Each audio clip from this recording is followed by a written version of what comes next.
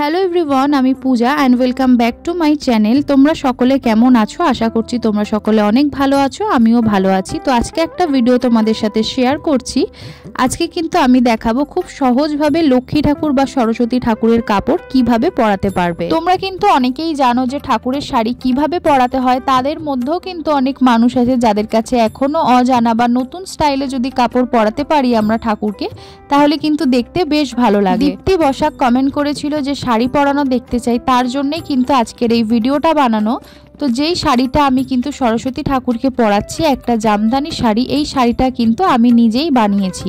তো প্রথমেই দেখো ব্লাউজটা পরে নিয়ে শাড়িটা কিন্তু আমি বেঁধে নিলাম। এইবার যেটা আঁচল পোর্শনটা আসছে, তোমরা কিন্তু এইভাবেই ফোল্ড করে একটা কুচি করতে পারো, আর না হলে দেখো এইভাবে কিন্তু ধরে আমরা যেরকম করে কুচি করি একসাথে, আঁচলের পোর্শনটা এরকম ফোল্ড করে নিয়ে কিন্তু ডান হাতের কোমরের দিকে কর্নারে একটা সেফটি পিন মেরে নেবে, বা একটা পিন আপ করে নিয়ে কিন্তু এরকম একটা একটা করে ফোল্ড করেও আঁচলের দিকটা করতে পারো। এইবার যেই জায়গাগুলো আমরা প্লিটস করেছি সেই জায়গায় কিন্তু একটা করে আমরা সেফটি পিন বা পিন আপ করে নেব। এতে করে কিন্তু দেখতে খুবই সুন্দর লাগবে, কোনো অংশ ফুলে থাকবে না। এইবার আঁচলের একটা কর্নার আর কুচির কর্নার নিয়ে কিন্তু সেখানেও আমরা পিন আপ করে নিলাম। এটা কিন্তু একদম সিম্পল পদ্ধতিতে শাড়ি পরানো দেখালাম। আরও ভ্যারাইটির যদি তোমরা কাপড় পরানো দেখতে চাও ঠাকুরকে, তাহলে অবশ্যই আমাকে কমেন্ট করো। আমি কিন্তু আরও নিত্য নতুন ভ্যারাইটি শাড়ি কিভাবে ঠাকুরকে পরাতে হয় সেগুলো তোমাদের সাথে আমি শেয়ার করব।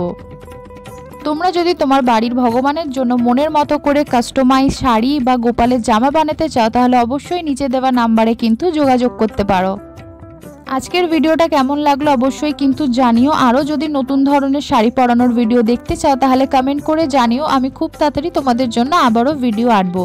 এইভাবে সাপোর্ট করে পাশে থাকার জন্য অনেক ধন্যবাদ। যারা এখনও আমার চ্যানেলটিকে সাবস্ক্রাইব করোনি, তারা এখনই সাবস্ক্রাইব করে কিন্তু আমার ফ্যামিলির মেম্বার হয়ে যাও। আমার চ্যানেলে কিন্তু প্রচুর নতুন নতুন ভিডিও আসে, যেটা দৈনন্দিন জীবনে তোমাদের প্রচুর কাজে লাগবে। আজকের ভিডিওটা ভালো লাগলে একটা লাইক করে দিও, আর কমেন্টে কিন্তু অবশ্যই লিখে দিও জয় মা সরস্বতী। দেখা হচ্ছে নতুন কোনো ভিডিও নিয়ে। ভালো থাকবে।